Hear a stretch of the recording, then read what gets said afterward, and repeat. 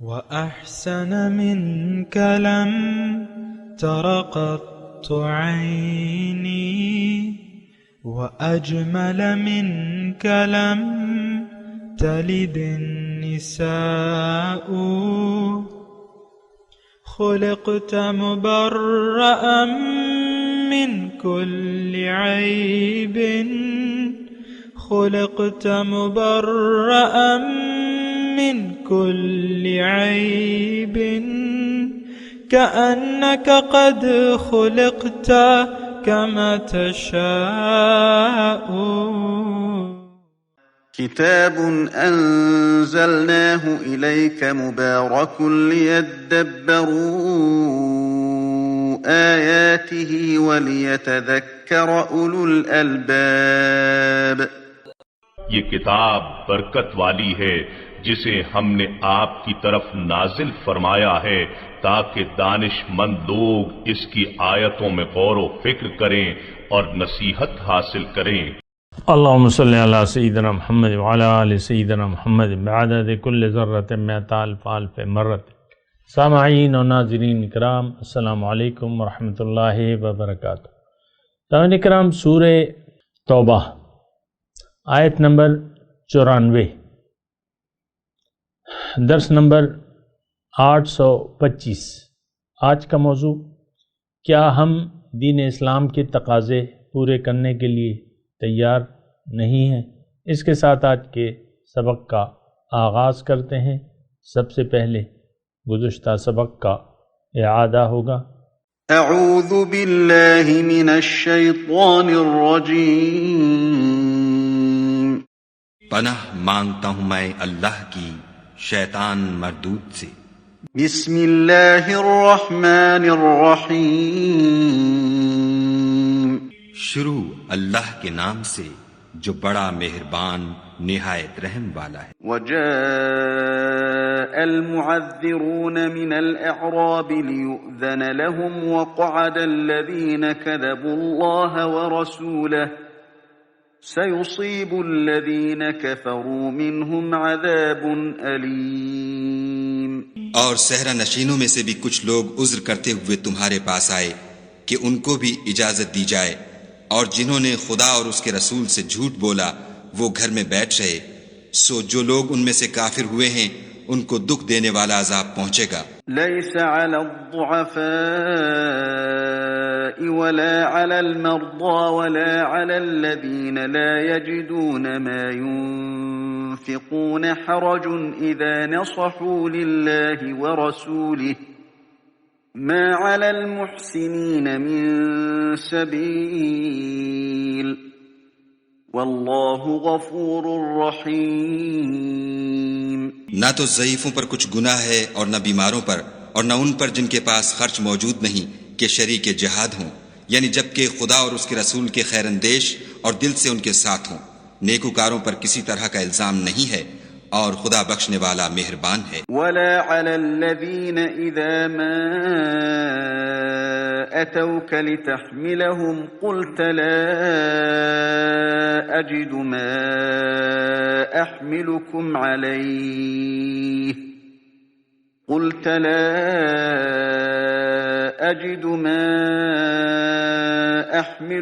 عليه تولوا وأعينهم تفيض من الدمع حزنا ألا يجدوا ما ينفقون۔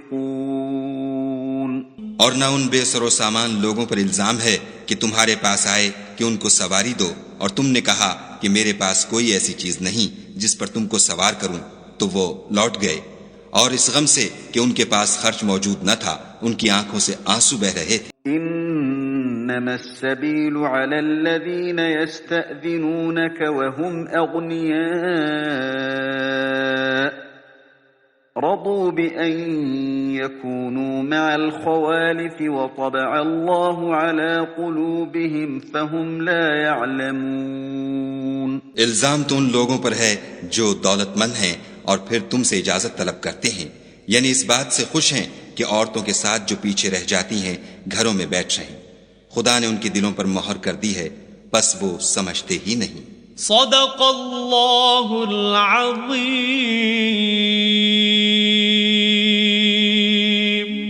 سامعین کرام، سورہ توبہ آیت نمبر 94 11واں پارے کا آغاز ہے۔ یعتذرون الیکم اذا رجعتم الیہم، جب تم لوگ ان کی طرف واپس جاؤ گے تو تم سے عذر کریں گے۔ قل لا تعتذروا، آپ ان سے کہیں کہ عذر مت کرو، لن نؤمن لکم، ہم تمہاری بات پر یقین نہیں کریں گے، قد نبأنا اللہ من اخبارکم، اللہ تعالیٰ تمہارے سب حالات ہمیں بتا چکا ہے، وَسَيَرَى اللَّهُ عَمَلَكُمْ وَرَسُولُهُ، اور ابھی اللہ تعالیٰ اور اس کا رسول تمہارے عملوں کو، تمہارے کاموں کو دیکھے گا۔ ثُمَّ تُرَدُّونَ إِلَىٰ عَالِمِ الْغَيْبِ وَالشَّهَادَةِ، پھر تم غیب اور حاضر کے جاننے والے کی طرف لوٹائے جاؤ گے۔ فَيُنَبِّئُكُم بِمَا كُنتُمْ تَعْمَلُونَ، پھر تمہیں وہ بتائے گا جو تم کر رہے تھے۔ اللہ اکبر۔ سامعین اکرام، سورہ توبہ غزوہ تبوک کے تناظر میں اس کا نزول ہے، اور اس کے بعد جو ہے یعنی غزوہ تبوک بھی ہے، اور اس کا پہلا جو حصہ تھا وہ میں نے آپ کو بتایا تھا اس سے پہلے کا ہے، لیکن یہ غزوہ تبوک کے جب واپسی ہو رہی تھی تو اس دوران کی یہ آیت ہے، اور اس میں اللہ تعالیٰ نے، جیسا کہ آپ کو ترجمہ آپ نے سنا کہ اللہ تعالیٰ مسلمانوں کو پہلے سے خبردار کر رہا ہے کہ یہ جب تم ان کی طرف واپس جاؤ گے تو یہ تم سے عذر کریں گے، عذر خواہی کریں گے۔ چونکہ حضور صلی اللہ علیہ وسلم ایک عظیم مہم کے سلسلے میں گئے تھے اور وہاں سے کامیاب لوٹے، اگرچہ جنگ نہیں ہوئی، لیکن وہ آپ کو معلوم ہے کہ کچھ عرصہ وہاں مقیم رہے، دشمن سامنے نہیں آیا، مقامی طور پہ جو بھی علاقے تھے وہ مسلمانوں کے تحت ہو گئے، ان کے معاہدے ہو گئے یا جو بھی، تو یعنی اتنی دور تک 700 کلومیٹر دور تک اسلام کا ایک غلبہ ہو گیا، معاہدے ہو گئے وغیرہ وغیرہ۔ تو اب جب واپسی ہو، یعنی مسلمانوں نے واپسی کی، کامیاب واپسی، اور ان کو کوئی نقصان نہیں پہنچا، کوئی جنگ نہیں ہوئی، اور امن سے آ گئے، اور ظاہر ہے کہ یہ ایک فاتحانہ واپسی تھی۔ آپ جائیں دشمن سے مقابلے کے لیے اور پھر دشمن مقابلے سے بھاگ جائے تو یہ فتح ہی ہوتی ہے تقریباً۔ تو بہرحال مدینے میں جو منافق رہ گئے تھے ان کے متعلق اللہ تعالیٰ ان کو خبردار کر رہا ہے۔ اس میں تھوڑا سا غور کا مسئلہ یہ ہے کہ ایک تو یہ ہے کہ اللہ تعالیٰ نے پہلے سے بتا دیا مسلمانوں کو، دوسرا اس میں ایک یعنی غور کی بات یہ ہے، یعنی اللہ تعالیٰ نے اس آیت میں منافقوں کو اور بھی موقع دینا چاہ رہا ہے، وَسَيَرَى اللَّهُ عَمَلَكُمْ وَرَسُولُهُ، کہ اب تم یعنی تمہارے اعمال کو اللہ تعالیٰ تمہیں دیکھے گا، تم اگر توبہ کرتے ہو فبہا، نہیں کرتے تو پھر وہ تمہاری مرضی ہے۔ سَيَرَى اللَّهُ عَمَلَكُمْ، یعنی اتنا کچھ مخالفت میں کرنے کے باوجود بھی اللہ تعالیٰ کی رحمت جو ہے اس کا اظہار ہو رہا ہے۔ اور سچی بات تو یہ ہے، ایک بات نوٹ کر لیں کہ توبہ کا وقت، در توبہ کھلا ہوا ہے موت تک کے لیے۔ ہاں، اب انسان کی اپنی مرضی ہے کہ یہ گناہ میں زندگی گزارتا رہتا ہے یا بغاوت میں یا سرکشی میں، یہ اس کی اپنی مرضی ہوتی ہے، لیکن بات یہ ہے کہ توبہ کی امید میں گناہ کرتے چلے جانا یہ کوئی عقل مندی کی بات نہیں ہے سامعین اکرام، کیونکہ آج تو معاشرہ یہی ہے کہ ہم سرکش ہیں اور فاسق ہیں، نافرمان ہیں، ایک ہمارا ذہن بن چکا ہے اللہ کی نافرمانی کا، لیکن در توبہ تو کھلا ہوا ہے۔ لیکن میں آپ کو صرف یہ کہہ رہا ہوں کہ آپ توبہ اللہ تعالیٰ کی وہ معافی اور درگزر جو وہ کرے گا، توبہ کی صورت میں آپ کے گناہ معاف کر دے گا، اس کا آپ انتظار نہ کیجیے، کیونکہ ایک تو موت کا وقت کا پتہ نہیں چلتا، کہ موت کس وقت آئے گی، کس وقت آپ کی سانسیں جو ہیں وہ پوری ہو جائیں گی، اور آپ کو شاید توبہ کی مہلت بھی نہ ملے۔ نمبر ایک بات یہ۔ دوسری بات اس میں یہ ہے کہ جتنا بھی انسان فسق و فجور میں زندگی گزارتا رہتا ہے، اس کا دل کالا ہوتا رہتا ہے، اس کے دل پہ زنگ چڑھتا رہتا ہے، وہ سیدھے راستے سے دور، یعنی منزل سے دور ہوتا چلا جاتا ہے۔ اور یہاں پہ رک کے میں آپ کو یہ بات بھی بتاؤں صاحب اکرام کہ انسان پہ جب ذمہ داریاں آ جاتی ہیں اور اس کے سامنے حق واضح ہو جاتا ہے اور اس پہ ذمہ داریاں بھی آ جاتی ہیں، اس کے سامنے دو راستے ہیں۔ یا تو یہ حق منزل کا انتخاب کر لے تو یہ اپنی منزل سے قریب ہوتا چلا جائے گا، یا اگر یہ باطل منزل کا یعنی انتخاب کر لے، یعنی دنیا تو کوئی منزل نہیں ہے، ہمیں تو اللہ تعالیٰ نے دنیا کے لیے نہیں بنایا، لیکن اگر کوئی جیسے کہ ہم نے کیا ہوا ہے دنیا کو مقصود بنا کے، تو اس صورت میں آپ حق سے ہر آنے والا دن گزرے ہوئے دن سے بدتر ہوتا ہے۔ اور یہ بات میں آپ کو یہاں پہ سناؤں، وہ حدیث جو ہے حضور صلی اللہ علیہ وسلم فرماتے ہیں کہ جس کا آج اس کے کل سے بہتر نہ ہو وہ نقصان میں ہے، جس کا آج اس کے کل سے بہتر نہ ہو۔ اب ظاہر ہے اس میں تھوڑا سا اگر آپ یعنی میری بات اگر سن رہے ہیں توجہ سے، تو یہ ایک قیمتی میں بات کہہ رہا ہوں کہ آخر یعنی انسان جو ہے کیسے پتہ چلے گا کہ اس کا آج جو ہے کل سے بہتر ہے۔ دیکھیں، اگر آپ کی منزل اللہ ہے، آپ کا مقصود اللہ ہے، آپ کا محبوب اللہ ہے، آپ کو مطلوب اللہ ہے، اور آپ کی ترجیح دنیا نہیں ہے بلکہ آخرت ترجیح ہے، اور آپ زندگی اللہ کی رضا کے مطابق گزار رہے ہیں اور اس میں کوشش کر رہے ہیں، وَمِنَ النَّاسِ مَن يَشْرِي نَفْسَهُ ابْتِغَاءَ مَرْضَاتِ اللَّهِ، لوگوں میں سے بعض ایسے ہیں جنہوں نے اپنے آپ کو بیچ دیا ہے اللہ کی رضاؤں کی تلاش میں۔ اگر یہ صورتحال ہے تو آپ کو مبارک ہو۔ میں یہ نہیں کہہ رہا کہ آپ مطمئن ہو جائیں، لیکن آپ کو مبارکی یہ ہے کہ آپ کی منزل درست ہے، آپ کا راستہ صحیح ہے، راستہ اپنے بندگی کا چن لیا ہے، طریقہ اپنے محمد الرسول اللہ کا چن لیا ہے۔ اب آپ کو مبارکی ہے اور خوشخبری ہے جنت کی، لیکن بشرطے آپ مرد دم تک یعنی اس مقصد پر قائم رہے، دائم رہے۔ استقامت، الاستقامت فوق الکرامت، ایک مشہور بات ہے کہ استقامت کرامت سے بہتر ہے۔ اور یہاں پہ رک کے میں ضرور حضور صلی اللہ علیہ وسلم کی ایک بات آپ کے ساتھ شیئر کروں گا کہ جس نے اپنے دین کو اللہ کے لیے خالص کر لیا، تھوڑی توجہ سامنے کر، جس نے اپنے دین کو اللہ کے لیے خالص کر لیا تو اللہ تعالیٰ اس کے تھوڑے عمل سے بھی راضی ہو جائے گا۔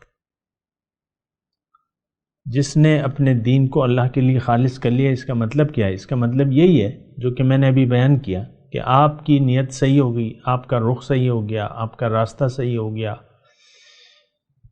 آپ کا دین اب جو آپ زندگی گزار رہے ہیں وہ اگر آپ نے خالص کر لی اللہ کے لیے تو اللہ تعالیٰ آپ سے یعنی تھوڑے عمل سے اللہ تعالیٰ راضی ہو جائے گا۔ اس کے مقابلے میں اگر آپ کا عمل بہت بھی ہے، بظاہر بہت ہے، لیکن آپ کی نیت خراب ہے، آپ کا دین اللہ کے لیے خالص نہیں ہے، تو پھر بہت بڑا عمل بھی، حتیٰ کہ اللہ کی راہ میں اگر جان بھی دے دیں گے وہ ضائع جائے گی۔ یہ بات نوٹ کر لیں صاحب نے کہا۔ بہرحال تو یہاں پہ یعنی میں صرف وہ رحمت کا تذکرہ کر رہا تھا کہ ہمیں پتہ تو چل گیا ہے، مومنوں کو اللہ تعالیٰ فرما رہا ہے کہ ان سے کہو کہ بھئی ہمیں تو اللہ تعالیٰ نے بتا دیا ہے تمہارے بارے میں، لیکن ابھی بھی وقت ہے کہ تم توبہ کر لو، فَإِن يَتُوبُوا يَكُ خَيْرًا لَهُمْ، اگر تم توبہ کر لو تمہارے لیے بہتر ہے، اب بھی مخلص مومن ہو جاؤ، توبہ کر لو، ازالہ کر لو اپنی۔ لیکن اللہ تعالیٰ تو یعنی کوئی ہمارا معاذ اللہ دشمن تو نہیں ہے یا ظلم کرنے والا تو نہیں ہے اللہ تعالیٰ تو بڑا کریم اور رحیم ہے، بڑا کریم اور رحیم ہے۔ وہ تو بندے کی توبہ کا انتظار کرتا رہتا ہے کہ کب میرا بندہ توبہ کر کے میری طرف رجوع کرے گا۔ تو یہاں دیکھیں وہ بدترین منافقوں کو اللہ تعالیٰ کہلوا رہا ہے کہ اے منافقو، اگر تم توبہ کر لو تو ٹھیک ہے، یہ تمہارے حق میں بہتر ہوگا، اور تمہارے اعمال کو اللہ تعالیٰ اور اس کے رسول دیکھ رہے ہیں، اور پھر تمہیں لوٹایا جائے گا۔ اب یہاں پہ مضمون کیا ہے؟ ثم تردون الی عالم الغیب والشہادہ، پھر تمہیں لوٹایا جائے گا اس ہستی کی طرف جو ہر چیز کے بارے میں علم رکھتا ہے، تو وہ تمہیں بتائے گا تمہاری نیتوں کے بارے میں، تمہارے اعمال کے بارے میں، یعنی تمہارا کچھ بھی اللہ تعالیٰ سے چھپا ہوا نہیں ہے۔ دیکھیں اس وقت جو ہم زندگی گزار رہے ہیں، عام طور پہ شریعت کا یہ حکم ہے کہ شریعت ظاہر کو دیکھتی ہے۔ حضور صلی اللہ علیہ وسلم کا یہ طریقہ کار رہا ہے کہ حضور نے فرمایا کہ ہم ظاہر کو دیکھتے ہیں، باطن کا معاملہ اللہ کے سپرد ہے۔ یہ بات نوٹ کر لیں۔ یہاں پہ کوئی بھی داعی الحق ہو، کوئی مرشد ہو، کوئی پیر ہو، وہ یعنی اپنے مرید کی باطنی نیت کو نہیں دیکھتا، اس کے ظاہری اعمال کو دیکھتا ہے، یا ظاہری اعمال کے مطابق فیصلہ ہوتا ہے۔ باطن کا معاملہ جو ہے وہ اللہ کے پاس ہے، یہ بات نوٹ کر لیں، ابھی بھی، آج بھی، کل بھی، اور جب موت کے بعد بھی باطن کا معاملہ اللہ کے پاس ہے۔ یہاں تو میں آپ کو کہتا رہتا ہوں کہ ظاہر طور پہ اگر کوئی کلمہ پڑھ رہا ہے تو ہم اس پر کوئی فتویٰ نہیں لگا سکتے، وہ مسلمان ہی کہیں گے اسے۔ ہاں، اس کے باطن کا معاملہ تو اللہ تعالیٰ کے پاس ہے، اور وہ اللہ تعالیٰ نے قرآن میں بیان کر بھی دیا ہے کہ جو ایمان کے تقاضے پورے نہیں کرتا اللہ تعالیٰ اسے مومن نہیں مانتا۔ قُل لَمْ تُؤْمِنُوا وَلَكِنْ قُولُوا أَسْلَمْنَا وَلَمَّا يَدْخُلِ الْإِيمَانُ فِي قُلُوبِكُمْ، آپ ان سے کہہ دیجئے کہ تم ہرگز مومن نہیں ہو کیونکہ ایمان تمہارے دل میں داخل نہیں ہوا ہے۔ تو بہرحال یہ ساری صورتحال ہے، اور ہمارے لیے اس میں مضمون ہے۔ ہم بھی ایک طرح کے یعنی دیکھیں منافق کیا چیز ہوتی ہے، اس بات کو ذرا دیکھیں۔ منافق ہر وہ شخص ہے جس کے دل میں ایمان نہیں ہے، اور جس کے دل میں ایمان نہیں ہے وہ ایمان کے تقاضے پورے نہیں کرے گا۔ یعنی یہ ہمیں کیسے پتہ چلے گا کہ ہمارے دل میں ایمان ہے کہ نہیں ہے؟ تو اس کا پتہ تو آپ کے ظاہر سے چل سکتا ہے، ظاہر سے۔ آپ کا ظاہر، کیا آپ ظاہری طور پہ یعنی آپ اپنا اگر آپ احتساب کریں، کیا یعنی آپ ایمان کے تقاضوں کو پورا کر رہے ہیں؟ اس کی مختلف علامتیں ہو سکتی ہیں کہ کیا آپ احکامات الہی کے مطابق زندگی گزار رہے ہیں۔ نمبر 1، احکامات الہی کی آپ کی نظر میں کتنی اہمیت ہے، یہ بات بھی آپ دیکھ لیں۔ اب وہ جو گھر میں بیٹھے ہوئے ہیں نا دو، وہ کبھی بھی ایک دوسرے کے ساتھ، آج کل کے ماحول کی میں بات کر رہا ہوں، کبھی بھی وہ اللہ تعالیٰ کے احکامات کے مطابق ایک دوسرے کے ساتھ سلوک نہیں کریں گے۔ تو یہ تو آپ کو پتہ چلے گا۔ بیگم صاحبہ خود اپنے آپ کو دیکھ لے کہ بھئی میں نفس کی بندی ہوں، شیطان کی بندی ہوں کہ اللہ کی بندی ہوں۔ عام طور پہ تو ہم سب، مرد ہو یا عورت، ہم شیطان کے بندے ہیں، اس بات کو کہنے میں کوئی مجھے باک نہیں ہے۔ دیکھیں ہماری یہ حالت آج کل جو انفرادی اور اجتماعی طور پہ جو ہماری حالت ہے، وہ اسی لیے ہے کہ ہمارے اندر ایمان کی کوئی رمق باقی نہیں رہی ہے، ایک ذرہ بھی ایمان کا نہیں ہے۔ میں آپ کو یہ وضاحت سے کہہ رہا ہوں، باقی تو خیر آپ خود بھی دیکھ لیں کہ اللہ کے حکم کے سامنے ہم نے نہ سر جھکایا ہے نہ جھکانے کے لیے تیار ہیں۔ اللہ، اور زندگی تو ہماری ساری خواہشات نفسانی کے گرد گھوم رہی ہے، اور دین کو ہم نے اپنی خواہشات کے تابع کر لیا ہے۔ اس میں کوئی اتنی وضاحت کی ضرورت بھی نہیں ہے، دین کو ہم نے اپنی خواہشات نفس کے تابع کر لیا ہے۔ تو اگر یہ بات ہے تو پھر بات جو ہے بگڑ جاتی ہے، بات بگڑ جاتی ہے، اور انسان جو ہے وہ نفس کا بندہ ہو جاتا ہے۔ اور یہ سارے مضامین میں آپ کو ساتھ ساتھ یہ بھی کہتا رہتا ہوں کہ یہ سارا مضمون جو ہے یہ ہمارے لیے ہے۔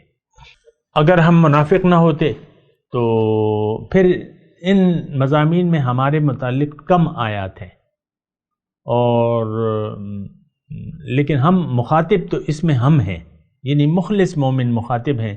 آیت نمبر 94 میں بھی، آیت نمبر 95 میں بھی، آیت نمبر 96 میں بھی یہ سب جو ہے یعنی مخلص مومن مخاطب ہیں۔ ان سے اللہ تعالیٰ فرما رہا ہے کہ تم جب واپس جاؤ گے تو یہ تمہارے سامنے عذر خواہی کے لیے آئیں گے، تو ان سے کہنا کہ بھئی تم ہمیں کچھ بیان نہ کرو، ہمیں پتہ چل گیا ہے۔ بہرحال آگے چلتے ہیں۔ سَيَحْلِفُونَ بِاللَّهِ لَكُمْ إِذَا انقلبتم إِلَيْهِمْ لِتُعْرِضُوا عَنْهُمْ۔ اللہ کی قسمیں کھائیں گے لوگ تمہارے سامنے، اذا انقلبتم الیہم، جب تم ان کے پاس واپس لوٹو گے، لتعرضوا عنہم، تاکہ تم ان سے درگزر کرو، فاعرضوا عنہم، تو بے شک ان سے تم منہ پھیر لو، فاعرضوا عنہم انہم رجس، کیوں کہ یہ نجس ہیں، پلید ہیں، ناپاک ہیں، رجس گندگی، ومأواہم جہنم، اور ٹھکانہ ان کا جہنم ہے، جزاء بما کانوا یکسبون، یہ بدلہ ہے اس کا جو یہ کر رہے ہیں، جو اعمال یہ کر رہے ہیں نا، یہ اس کا بدلہ ہے۔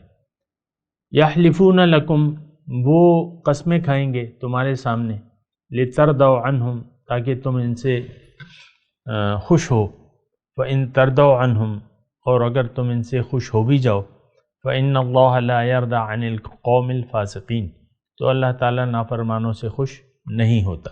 دو آیات میں نے پڑھی ہیں، دونوں بڑی اہم ہیں سامنے کرام، مضمون اس میں ہمارے لیے ہے، یعنی منافقوں کے لیے ہے۔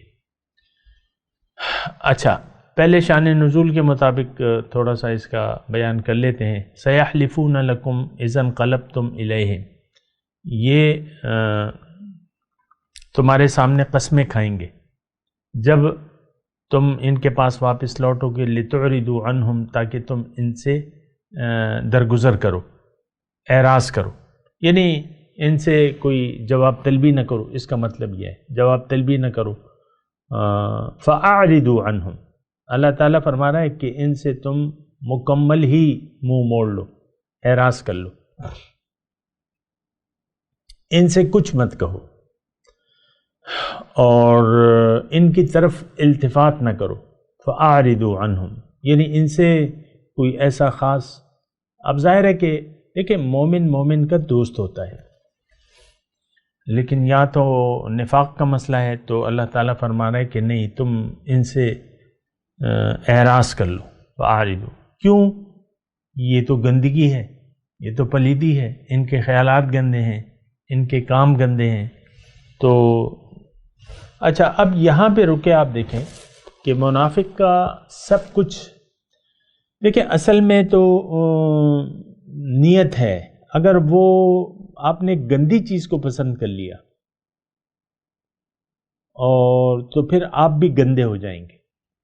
دنیا دار جو ہے یہ دنیا والے لوگ ہیں، اور انہوں نے گندگی کو پسند کر لیا ہے۔ دیکھیں ہر وہ چیز جو آپ جس میں اللہ کی یاد نہ ہو تو وہ گندگی ہے۔ دنیا کے بارے میں رسول پاک صلی اللہ علیہ وسلم نے فرمایا ہے کہ اگر اس میں اللہ کی یاد نہ ہو تو دنیا اور اس میں جو کچھ بھی ہے یہ ملعون ہے، لعنتی ہے۔ لعنت کے مطلب اللہ کی رحمت سے دور ہے۔ اس بات پہ ذرا غور کریں، اصل میں ہم غور نہیں کرتے اور نہ کرنا چاہتے ہیں، کیونکہ اس کو ہم تو بڑی آپ دیکھیں ہم سب کی دوڑ جو ہے وہ دنیا کی طرف ہے، دنیا کی طرف رخ بھی ہے، دوڑ بھی دنیا کی طرف ہے، اور دنیا ہی ہمارا مستقبل، ہم سمجھتے ہیں کہ دنیا ہی ہمارا مستقبل ہے۔ انسان مر جاتا ہے، لیکن یہ اللہ کی رجوع الی اللہ نہیں کر پاتا، اللہ کی طرف رجوع نہیں کرتا۔ تو بات یہ ہے کہ یہ بڑا مشکل ہو جاتا ہے یعنی اس صورتحال میں۔ اور یہاں پہ یعنی آیت نمبر 95 میں جو غور کا نقطہ ہے وہ یعنی انہم رجس ومأواہم جہنم جزاء بما کانوا یکسبون۔ اب یہ ہمارے بارے میں ہے، یہ آیت جو دین کے بارے میں مخلص نہیں ہے، جن کا رخ دنیا کی طرف ہے، جنہوں نے آخرت کے مقابلے میں دنیا کو ترجیح دے دی ہے، اللہ تعالیٰ انہیں پلیتی قرار دے رہا ہے، پلیت لوگ، گندے لوگ۔ اب ہو سکتا ہے آپ میں سے بہت سے لوگ اس بات کو یعنی ان پہ یہ اچھی نہ لگے، لیکن ہے تو گندگی تو گندگی ہے۔ دنیا سے اگر اللہ کی یاد آپ نکال دیں تو پھر تو اس سے یعنی سب کچھ ختم ہو گیا، پھر تو نیری گندگی رہ گئی۔ آپ دیکھ لیں انسان کی بدن کی جو ابتدا ہوتی ہے، جسم کی ابتدا، وہ ایک یعنی ایسے پانی سے ہوتی ہے، جب آپ کی جسم سے نکلتا ہے تو آپ پہ غسل واجب ہو جاتا ہے۔ پھر سارا کام جو ہے وہ خون کی پھٹکی ہو جاتی ہے، خون کی پھٹکی۔ یہاں سے کوئی خون اگر آپ کا نکلے تو وضو آپ کا ٹوٹ جاتا ہے۔ یعنی خون تو مطلب ایسا ہے کہ خون نکلے تو کوئی پاک تو نہیں ہوتا، خون لگ جائے جسم پہ ایک مخصوص مقدار میں تو کپڑے ناپاک ہو جاتے ہیں، وہ حصہ ناپاک ہو جاتا ہے، اس میں پھر نماز نہیں ہوتی۔ تو اس سے ابتدا ہوتی ہے وہ پانی کی ایک بوند، اور اس کے بعد جو آپ دیکھتے ہیں کہ خون کی پھٹکی، پھر وہ لوتھرا وغیرہ جو بھی ہے، آپ کی ابتدا، میری اور آپ کی ابتدا تو وہی ہے۔ اب اس میں وہ پاک چیز آتی ہے، 4 ماہ بعد جو پاک چیز آتی ہے تو اس سے جو ہے یعنی اس کی اہمیت بڑھ جاتی ہے۔ ورنہ تو یعنی وہ اگر روح ربانی ہم میں نہیں ہو تو پھر تو بات مختلف ہو جاتی ہے۔ اگر روح ربانی نہیں ہے تو پھر تو یہ انسان کہلانے کے قابل بھی نہیں ہے، پھر تو حیوان ہے۔ دیکھیں ہم میں ایک جان ہے، ایک روح ہے اور ایک جسم ہے۔ جان جو ہے اس سے تو مطلب یہ ہے کہ وہ جان جو ہم میں ہے وہ کتے میں بھی ہے، بلی میں بھی ہے، وہ یعنی حیوانی جان جو ہے وہ تو ہم میں ہے، لیکن جو روح ربانی ہے جس کا ہمیں نہ ادراک ہے، نہ احساس ہے اور نہ ہم کرنا چاہتے ہیں، وہ چیز جو ہے وہ تو امر ربی ہے۔ وَنَفَخْتُ فِيهِ مِن رُوحِي فَقَعُوا لَهُ سَاجِدِينَ۔ جب میں اس میں اپنی روح پھونکوں تو تب تم نے، انسان مسجود ملائکہ اس وقت ہوتا ہے جب کہ اس میں روح ربانی آ جاتی ہے۔ تو آپ کی جو قیمتی چیز ہے آپ نے اسے نظر انداز کر دیا، اس کو بھلا دیا، تو اب آپ نے ناپاک چیز کو پسند کر لیا۔ بس سارا نقطہ انہم رجسن، تھوڑا غور کریں سامنے، ہمارے بارے میں اللہ تعالیٰ فرماتا یہ پلیت ہے۔ اب وہ کیا کر رہے تھے؟ چلیں لگا لیں شان نزول کے حساب سے، ان لوگوں کا عمل کیا تھا؟ ان کی نیت میں اخلاص نہیں تھا، جس طرح کہ ہم مخلص نہیں ہیں۔ وہ دین کے تقاضے نہیں پورے کر رہے تھے جس طرح ہم نہیں پورے کر رہے۔ وہ اللہ اور رسول کے حکم کی من عن سمعنا و اطعنا اطاعت نہیں کر رہے تھے، ہم بھی نہیں کر رہے۔ وہ اپنی جان و مال کو اللہ کی راہ میں قربان کرنے کے لیے تیار نہیں تھے، ہم بھی نہیں کر رہے۔ مجھے آپ فرق بتا دیں۔ جو فرق ہے وہ میں آپ کو بتا چکا ہوں کہ انہوں نے مجبوراً اسلام قبول کیا تھا حالات کے جبر سے۔ ہم جو ہے مسلمان کے گھر میں پیدا ہوئے ہیں اور ہماری حالت تو بہت ہی زیادہ بری ہے کہ ہماری ایک ایسے گھرانے میں تربیت ہوئی ہے جو کہ برائے نام مسلمان تھا، جس کو خود اسلام کی خبر نہیں تھی، مسلمان ہونے کا ان کو خود احساس نہیں تھا، ہمارے بڑوں کو، اور ہم ہی اسی گھرانے میں انہوں نے بھی ہمیں دنیا کا بندہ بنا دیا، تم نے یہ بننا ہے، تم نے وہ بننا ہے۔ بھائی ساری باتیں ٹھیک ہیں، بنو، سب کچھ بنو، لیکن پہلے تو مسلمان ہو جاؤ۔ مسلمان نہیں بنایا، نہ خود تھے وہ مسلمان، لیکن اس پہ ناراض ہونے کی ضرورت نہیں ہے، حقیقت ہے یہ، اور یہ معاملہ صدیوں سے چلا رہا ہے۔ مردم شماری والے مسلمان ہیں، اس کے علاوہ ہمارے ایمان کی کوئی حقیقت نہیں ہے۔ یہ ایک ایسی بات ہے، اس پہ آپ سوچیں۔ بہرحال میں تلاوت کرتا ہوں، میرے ساتھ دہرائیے۔ اعوذ باللہ من الشیطان الرجیم، بسم اللہ الرحمن الرحیم۔ یعتذرون الیکم اذا رجعتم الیہم قل لا تعتذروا لن نؤمن لکم قد نبأنا اللہ من اخبارکم وسيرى الله عملكم ورسوله ثم تردون إلى عالم الغيب والشهادة فينبئكم بما كنتم تعملون۔